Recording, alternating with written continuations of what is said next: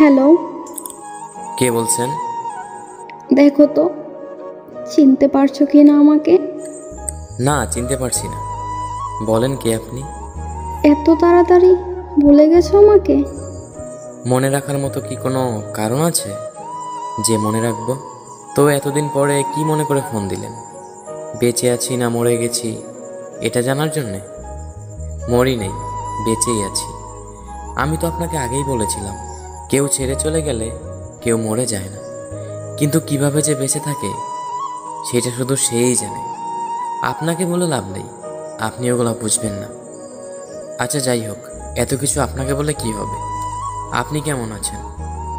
আচ্ছা, একটা কথা বলবো, রাখবে? বলেন, জিজ্ঞেস করার কি আছে? আমাকে কি তুমি করে বলা যায় না একবার?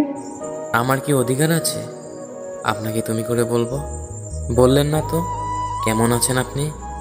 তোমাকে ছাড়া আমিও ভালো নাই, কিন্তু এই কথাটা বলতে তুমি তো আর বিশ্বাসই করবে না। মিথ্যা কথাটা আর না হয় নাই বললেন, আর কত মিথ্যা বলবেন? তোমার মনে হয় আমি মিথ্যা বলছি? বাহ! সেই ভুল ধারণাটা তো আপনিই ভেঙে দিছেন। কেন? আমি আবার নতুন করে কি করলাম? 4 বছর ধরে একটা মিথ্যা কথা বলে গেছেন, বুঝতেও পারিনি আমি।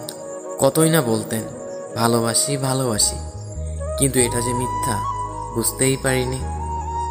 আমি তোমাকে ভালোবাসি এই কথাটা মিথ্যা বলছি? মিথ্যা ছিল এই কথাটা?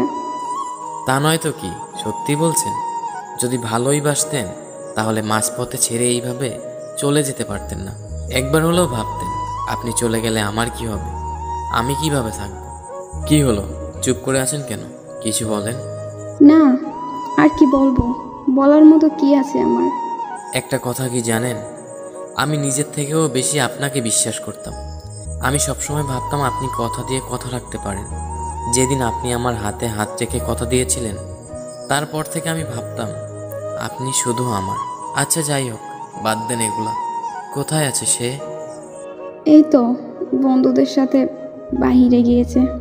আচ্ছা একটা কথা বলেন তো, সে কি আমার মতো করে আপনাকে খেয়াল রাখে, আমার মতো করেই ভালোবাসে? জানতে হবে না, জেনে আর কি হবে? আমি তো সবসময় অপরাধী ছিলাম। যখন তোমাকে ভালোবাসতাম তখন আমার ফ্যামিলি সবাই বলতো আমি নাকি তাদের কথা ভাবি না, তাদের কথা শুনি না। আর এখন যখন ফ্যামিলির কথা শুনে তোমাকে ছাড়তে হলো, এখন তুমি বলতেছো আমি বেঈমান, আমি অপরাধী, আমি খারাপ। কিন্তু আমি খারাপ আছি না ভালো আছি সেটা কেউ কোনোদিন জানতে চাইলো না। তোমরা সবসময় নিজেরা নিজেদের বিষয়গুলোই ভাবো। এখন আমাকে এসব কথা বলে লাভ নেই, আমি জেনেই বা কি করব? যদি এত কিছুই বলার ছিল, এত কিছুই জানানোর ছিল, আমার হয়ে আমার থেকে সব কিছু বলতেন, আমার পাশে থেকে আমার হাতে হাত রেখে সব কিছু শেয়ার করতেন, নিজের কষ্টগুলো ভাগাভাগি করে নিতেন। মাঝপথে এভাবে ছেড়ে চলে যেতে পারতেন না। একটাবার আমাকে সব কিছু বলতে পারতেন, কিন্তু বলেননি। সবসময় ভাবতাম আপনার কোনো প্রবলেম হলে, আপনার কোনো কষ্ট হলে সেগুলো আমাকে বলবেন, যেন আমি সব কিছু আপনার পাশে থেকে হাতে হাত রেখে ঠিক করে দিতে পারি। কিন্তু না, আপনি আপনার কথা ভেবে, আপনার ফ্যামিলির কথা ভেবে আমাকে মাঝপথে একা রেখে ছেড়ে চলে গেছেন। আচ্ছা, এখন রাখতে হবে, সে চলে আসবে। আর পারলে আমাকে ক্ষমা করে দিও, নিজের জীবনটা নতুন করে গুছিয়ে নিও। আর আমি তোমাকে সত্যিই ভালোবাসতাম, আমারও কিছু করার ছিল না, আমি পরিস্থিতির শিকার হয়ে বিয়েটা করতে বাধ্য হয়েছিলাম। কিন্তু তুমিও তো সেটা বুঝবে না। কেন বুঝবে?